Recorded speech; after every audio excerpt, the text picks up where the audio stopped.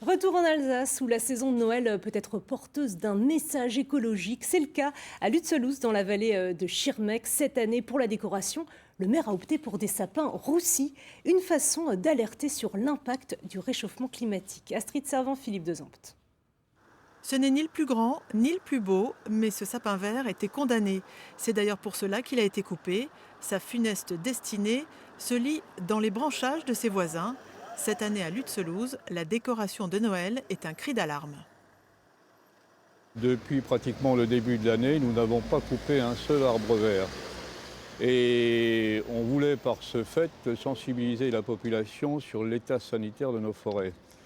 On est depuis 2 ans sujet à des attaques de scolytes sur les épicéas. Et les phénomènes du réchauffement climatique nous font aussi dépérir les sapins pectinés, phénomène qu'on n'avait pas par les années précédentes. Des sapins morts pour célébrer Noël, pas de quoi choquer dans le village. Je crois qu'il n'y a pas de moment pour ça. Je crois qu'il faut être sensible tout au long de l'année à ces problèmes de changement climatique, de notre nature qui se dégrade. Et puis Noël, c'est une fête, certes, mais il ne faut pas oublier, notre quotidien et notre vie de tous les jours et ce qui fera l'avenir de nos enfants et petits-enfants.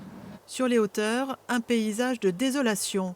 Ce n'est pas une tempête, mais bel et bien la sécheresse qui a fait son œuvre. 15% des arbres de la forêt communale sont touchés. Ces aiguilles vertes au sol et ces coulures de résine en sont la preuve. C'est d'abord en priorité la sécheresse, le problème hydrique qu'on rencontre dans nos forêts.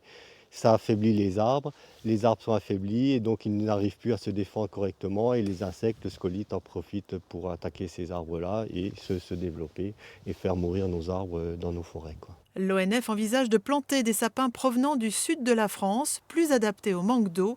En attendant, pour le sapin des Vosges, ça sent le roussi.